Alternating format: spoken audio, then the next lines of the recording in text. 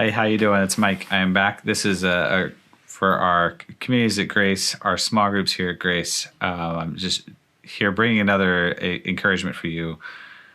Wanted to just give you a little insight into things you can do right now. It is a crazy disruptive time, and we've had a lot of conversations. I've been talking to some of our small group leaders, and I just know it's been, even you groups who are persevering, who are doing well right now.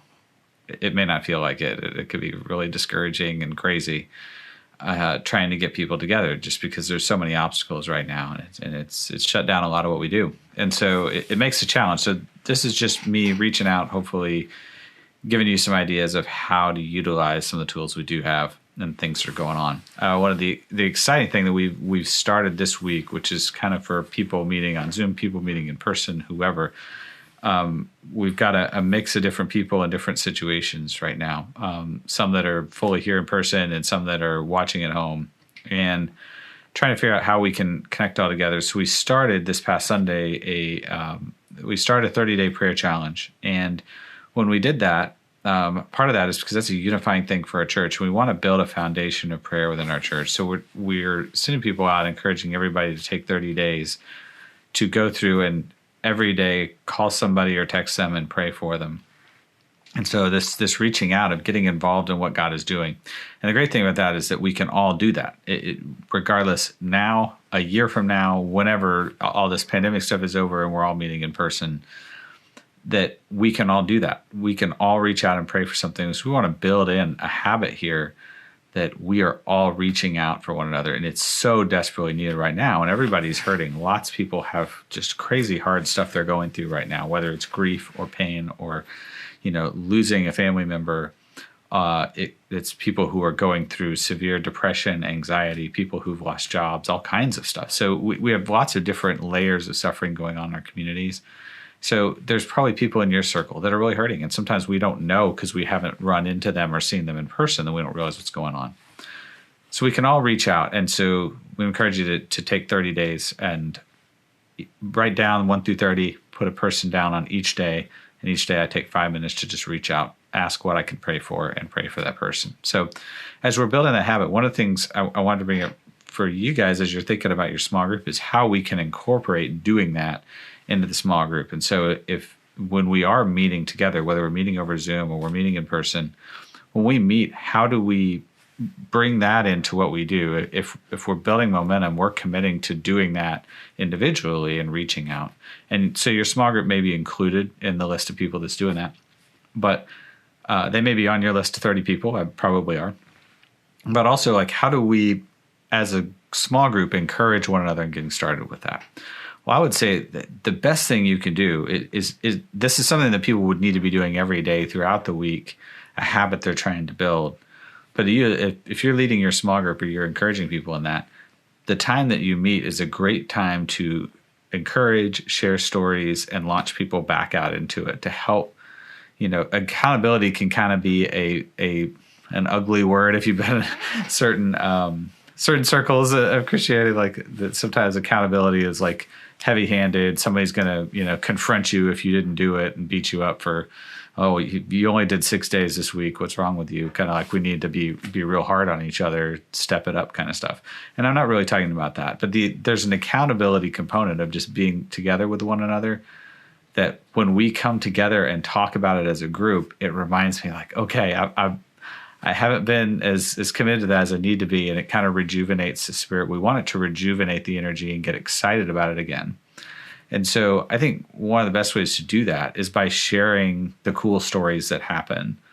So when you guys gather as a group, it's a great thing to start off with, to say, okay, we've been trying to do this prayer calendar thing. How's it going? Just to know, if somebody is I fully intended to, but I really only did it once, and I'm struggling with that, then okay, we need to encourage you and, get excited again. And say, it's okay, let's get back on the horse kind of thing. But then you also want to hear, for those who are doing it or those who've had it, see if there's been any stories. One of the first things to ask about is as you prayed for people, has there been any answered prayer or somebody that just said, man, I needed that today. Thank you so much for calling me. And it can be the simplest things, but just that sense of that person needed me to call or text them that day and pray for them. I got to be a part of that can be a big deal. It can be really, really encouraging to be out there and feel like you're a part of doing ministry. A lot of people don't have that experience. So the hope is that as your small group does this, that people get that excitement from getting to be a part of helping somebody or encouraging them, finding out about a need that they didn't know about, happening to call or text just at the right time that this person's like, oh, I'm getting ready to go into this meeting. I'm so stressed about it. I'm so glad you're praying for me. That encouraged me, right? When people get the experience of being a part of something that God is doing, it is a really big encouragement for them. And so give people an opportunity to talk about that and share that with one another, because then it's even bigger when we get to talk about it and get excited about it. So bring that up. And I, as a biblical example, this may not be the prayer thing you would think about, but this is kind of the idea of what struck me is in Luke 10, there's this point where Jesus sends out 70 disciples, and he gives them authority to go out and to pray for people, to bring healing and all these kinds of things. And so up to this point, Jesus has done a lot of that himself. So there's this point at the beginning of Luke 10 where he sends the 70 out to every city and place, and he's giving them instructions on how to go into people's homes and leave peace with them and pray for them and, heal the sick and do all these things. So he sends them out to go do that. And then I just love it. It comes back in verse 17. It says that the 70 returned with joy, saying, Lord, even the demons are subject to us in your name. And he said to them, I was watching Satan fall from heaven like lightning. Behold, I've given you authority to tread on serpents and scorpions and over all the power of the enemy, and nothing will injure you. Nevertheless, do not rejoice in this, that the spirits are subject to you, but rejoice your names are recorded in heaven. And he goes through, at that time, just goes into a prayer time himself. He's rejoicing in the Holy Spirit that God has done this and revealed himself through these humble, broken people that are his disciples. And not so much the content he says, but just what's happening there, how Jesus is leading his disciples. So he sends these 70 out. He says, I want you to go out there, and I want you to be praying for people, and I want you to be doing, to pray for healing over these people, not just me and not just watching me do it. So he's sending them out that they get to go out and do it. And this isn't just his 12, it's the 70. These are a broad range of people who've been following him around. He sends them out to go do it themselves, which is what we're doing and asking people to do this prayer challenge. Is we're asking them to be the minister and not say, oh, you should go see the prayer team at my church. I can pray for you too. So they're so excited when they come back and said, Jesus, even these demons left people when we prayed, not just you praying. We know you have that authority. We've seen you do it. But they were so excited and fired up to have come back and been able to participate in seeing spiritual things happen. So the fact that they saw healing, they saw demons come out of people, and it was like, we did it. We prayed and it happened. That's a pretty exciting thing. And Jesus joins with them. And I just love that statement he has in verse 18. He says, I was watching Satan fall from heaven like lightning. You can feel Jesus' excitement. It's like, yes, I saw Satan being destroyed when you guys were out there, and he's pumped up, and he gives this long, sincere gratitude prayer after that of thanks for the way God was working in these people's hearts. That joy and excitement gets people going, and that's the role kind of your small group in all this. If people are out doing that during the week, it's not just the accountability part, but the excitement of sharing those stories. So really push for even the simplest of stories where someone saw God work. Like for me, one of the first ones one of the ones that stuck with me here doing it, there's a day for somebody that I prayed for, and I was going to be meeting with him the next day, and I just it came up in my prayer calendar the day before that, and I started to just be like, I'll see him tomorrow, so I'll ask him tomorrow what I can pray for. And something in me said, no, it's on there for today for a reason. I'm just going to trust God. I'm going to text him. I felt like I should. And I texted him, and he said, oh, I was so discouraged today. He was just really burning out. Had been talking to a lot of people, a lot of needs, and had a lot of people asking things of him, and was just like, man, I am just burnt out today, and I just don't think I can handle one more call from somebody or one more prayer request or anything. I'm just burned out. And he's like, I just really need to be rejuvenated today. And so, I texted him a prayer.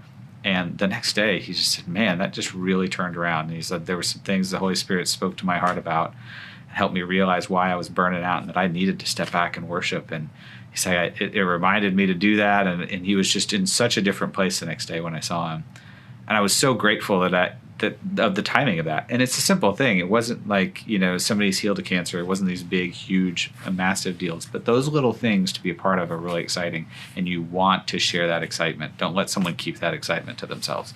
So that would be my encouragement to you. As you look at your small group, try to play that role just like Jesus did, of sending your people out to say, hey, we're all going to be out during the week doing this, praying for people, calling people, texting people. And we're going to come back together, and we're going to share the excitement together when we meet.